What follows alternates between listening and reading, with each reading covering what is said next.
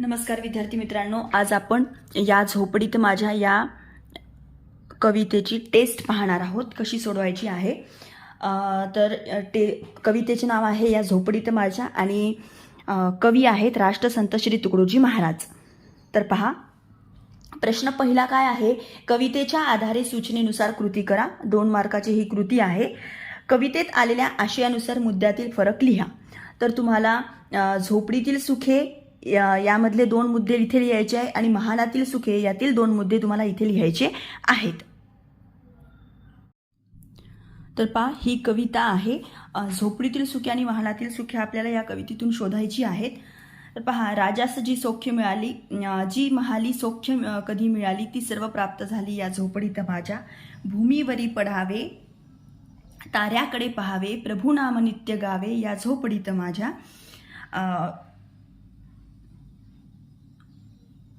काय म्हणतात कवी इथे की भूमीवर पडावे, जमिनीवर पडावं, ताऱ्याकडे पाहावं।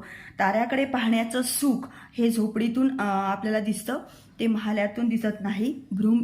प्रभू नाम नित्य गावे या झोपडीत माझ्या।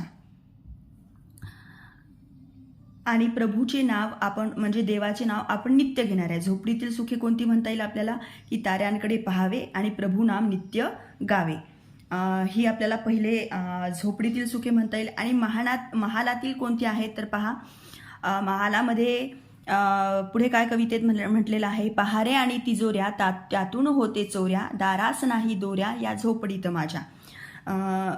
हे या इथे आपल्याला महालातील सुखे मिळत नाही। यामध्ये आपल्याला पाहायला मिळेल की पहारे आणि तिजोऱ्या ह्या कुठे आहेत, हे पहारे आणि तिजोऱ्या ह्या महालात आहेत, झोपडीत नाहीत।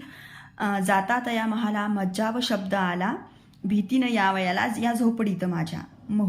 महाली महू बिछाने, कंदील शामदाने, आम्हा जमीन माने या झोपडीत माझ्या।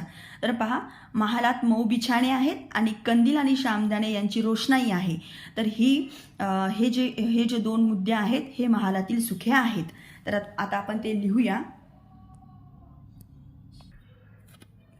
तर पहा, झोपडीतील सुखे कोणती आहेत, ताऱ्यांकडे पाहत जमिनीवर निजावे, देवाचे नाव नित्य गावे। महालातील सुखे झोपण्यासाठी मऊ बिछाणे असतात, कंदील व शामदाने यांची रोषणाई असते।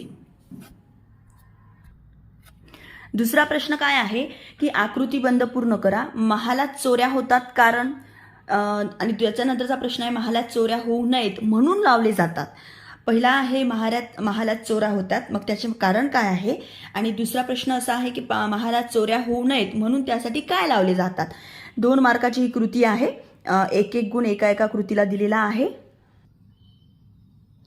पहा, महालात चोऱ्या होतात कारण, काय कारण आहेत महालात चोऱ्या होण्याचं, तर तिजोऱ्यांमध्ये धनदौलत आहे। उत्तर काय आपलं की तिजोऱ्यांमध्ये धनदौलत आहे। त्यानंतरची आपली कृती काय होती की महालात चोऱ्या होऊ नयेत म्हणून काय लावले जातात। तर पहा, पहारे आणि तिजोऱ्या यातूनही होते चोऱ्या। तर काय लावले जातात, चोरी होऊ नये म्हणून पहारे, पण त्यातूनही चोऱ्या होतात असे संत राष्ट्र तुकडोजी महाराज म्हणतात। तर पहा, महालात चोऱ्या होऊ नयेत म्हणून पहारे लावले जातात, तर तुम्हाला इथे पहारे शब्द लिहायचा आहे। त्यानंतर पुढे काय आहे, कृती क्रमांक 3, पाहुणी सौख्य माते, देवेंद्र तोही लाजे, शांती सदा विराजे या झोपडीत माझ्या। या काव्यपंक्तीतील विचार सौंदर्य स्पष्ट करायचं आहे। या काव्यपंक्तीतून कोणता विचार आलेला आहे ते आपल्याला लिहायचे आहे। पहा, उत्तर काय लिहायचं आहे, देवाचा राजा इंद्र हा स्वर्गात राहतो, स्वर्गात सर्व सुखे असतात, सुख समाधान व शांतीचा वास स्वर्गात असतो अशी कल्पना आहे। असं म्हणतात की देवाचा राजा जो इंद्र आहे तो स्वर्गात राहतो आणि स्वर्गात सगळे सुखे आहेत, सुख समाधान व शांतीचा वास स्वर्गात असतो। आता राष्ट्रसंत तुकडोजी महाराज यांनी आनंदमय झोपडीचे वर्णन या कवितेत केलेले आहे। ते म्हणतात, माझ्या झोपडीत सुख समाधान व शांतीचे साम्राज्य आहे। झोपडीत एवढे पराकोटीचे सौख्य मला लाभते आहे की इंद्राला सुद्धा माझ्या सुखाचा हेवा वाटतो। माझे सुख पाहून इंद्राला माझा हेवा वाटतो। झोपडीतील सुखाची महती सांगणारा विचार या ओळीतून व्यक्त झालेला आहे। हे फक्त उत्तराचा एक नमुना आहे। तुम्हाला जो काही विचार सौंदर्य यातून वाटतो तो तुम्हाला लिहायचा आहे।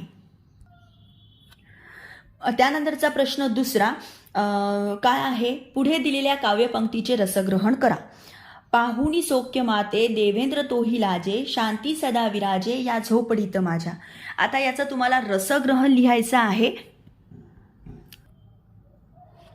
तर पहा, रसग्रहण लिहिताना आपल्याला 3 मुद्दे लिहावी लागतात. आशय सौंदर्य, काव्य सौंदर्य आणि त्यानंतरचं शेवटचं असतं भाषिक वैशिष्ट्य. तर आता आशय सौंदर्यामध्ये आपल्याला काय लिहायचं आहे, राष्ट्रसंत श्री तुकडोजी महाराज यांनी या झोपडीत माझ्या या कवितेत महालातील सुखे व झोपडीतील सुखे यांची मार्मिकपणे तुलना केलेली आहे. राष्ट्रसंत तुकडोजी महाराज यांनी काय केलेलं आहे पहा, पहिल्या आशय सौंदर्यामध्ये आपण कवितेचं नाव लिहिलं, कवीचे नाव सुद्धा लिहिलं आणि नंतर लिहिलं की महालातील सुखे आणि झोपडीतील सुखे यांची मार्मिकपणे तुलना केलेली आहे. श्रीमंतीचा वैभवाचा बडेजाव न करता झोपडीतल्या साध्या राहणीत सुख, समृद्धी आणि शांती मिळते, हा आशय या कवितेत सहजपणे नोंदवलेला आहे. हे झालं आशय सौंदर्य. त्यानंतर आहे काव्य सौंदर्य. प्राप्त परिस्थितीत शुद्ध मनाने जगताना समाधान मिळते. खुल्या निसर्गात जमिनीवर पहुडताना जे सुख मिळते ते देवालाही मिळत नाही, म्हणजे इंद्रालाही मिळत नाही, असे प्रस्तुत ओळीत कवीने सांगितलेले आहे. माझे झोपडीत राहण्याचे सुख पाहून देवेंद्रही लाजतो, त्याला माझ्या सुखाचा हेवा वाटतो, कारण देवेंद्रालाही न मिळणारी शांती माझ्या झोपडीत विराजमान झाली आहे. माझ्या झोपडीत निरामय शांती वसत आहे, असे कवींना म्हणायचे आहे. हे झालं काव्य सौंदर्य. आता आहे भाषिक वैशिष्ट्य.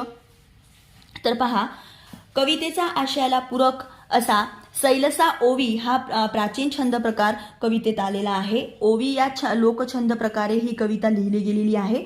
ओवी छंदात 3ही चरणात यमक साधलेले असतात. कवितेच्या शेवटी यमक साधलेले असतात. त्या म्हणजे काय, चोऱ्या माझ्या, आल्या माझ्या अशासारखे शब्द आपल्याला म्हणायला चांगलं वाटतं आणि सोपं जातं. यमक साधलेले असतात. प्रस्तुत रचनेचा सहजपण तत्व बिंबवण्याचा गुण आहे. पैसा, दौलत, श्रीमंती हे चोरीला उत्तेजन देणारे घटक आहेत, परंतु गरिबाच्या मनातील निर्मळ भाव त्यास अभय देतो. हा संदेश इतक्या सोप्या शब्दात इथे मांडला आहे की ओवी सहज ओठात रुळते. गुणागुणाविषयी वाटते. प्रत्येक ओवीचा शेवट या झोपडीत माझ्या या अशा केल्याने आशयाची घनता वाढते. तुम्ही जर कविता पाहिली तर प्रत्येक कवितेचं जे चरण आहे त्याच्या शेवटी असं म्हटलेलं आहे, या झोपडीत माझ्या. तर ते गुणगुणाविषयी वाटते, म्हणाविषयी वाटते, म्हणायला सोपी आहे आणि त्यामुळे तोंडवळणी ती पडते. तसेच या हा जो शब्द आहे एकाच वेळी सार्वनामिक, विशेषण आणि क्रियापद या दोन्हींसाठी दोन्ही अंगाने अर्थावही झालेला आहे. तर हे तुम्हाला भाषिक वैशिष्ट्य इथे लिहायचं आहे. अशा प्रकारे तुम्हाला रसग्रहणाचा 5 मार्काचा प्रश्न लिहायचा आहे. नंतर आपल्या टेस्टमध्ये पुढचा 3रा प्रश्न आहे, तक्ता पूर्ण करा. प्रस्तुत कवितेचे कवी व कवयित्री. कवी तुम्हाला आत्ताच मी पहिल्यांदा सांगितलं होतं, राष्ट्रसंत श्री तुकडोजी महाराज. त्यानंतर कवितेचा विषय. कवितेचा विषय काय आहे तो आपल्याला इथे लिहायचा आहे आणि त्यानंतर कविता आवडण्याची व न आवडण्याची कारणे. पहा, कवितेचा विषय अत्यंत साध्या राहणीतही परमोच्च सुख साठवले जाते. सुख व शांती माझ्या झोपडीत कशी मिळते याचे निवेदन कवितेत कवींनी केलेले आहे. कविता आवडण्याची व न आवडण्याची कारणे. राजालाही जी सुखे मिळत नाहीत ती माझ्या झोपडीत आहेत. खुल्या निसर्गात जमिनीवर पहुडताना मानाने सुखासमाधाने जगावे हे अतिशय सहजपणे कवितेत बिंबवले असल्याने ही कविता मला खूप आवडली किंवा ना आवडली याचं तुम्हाला कारण लिहायचं आहे.